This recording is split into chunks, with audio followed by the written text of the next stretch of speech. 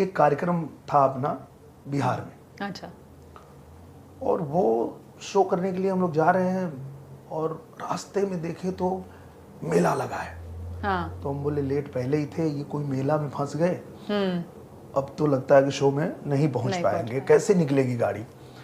उसी में से एक आदमी बोला भैया इधर इधर इधर। बोले अरे हटो यार, ऐसे ही लेट हो रहे तब तुम इधर, और अंदर मेला में कहाँ घुसा, यही प्रोग्राम है आपका, ये मेला नहीं, ये लोग आपको देखने आए हैं। वाह। ऐसे मतलब हम तो हाथ पैर हिलने लगा कि इतने लोग, अब इनके बीच में मैं क्या मतलब गाऊंगा। और स्टेज पे गए हम लोग, मतलब जहां तक देखें वहां तक फिर सिर्फ पब्लिक दिखती थी। और उसके बाद पहले मैं बिरहा गाता था, और मैं बिरहा गाना शुरू किया, पर वो पब्लिक चिल्ला निरहुआ सा डाल रहा है।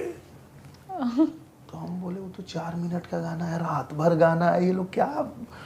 लेकिन फिर वो उसी एल्बम का जितना 6-7 गाने थे, पूरी रात वही रिपीट कर करके गाना पड़ा।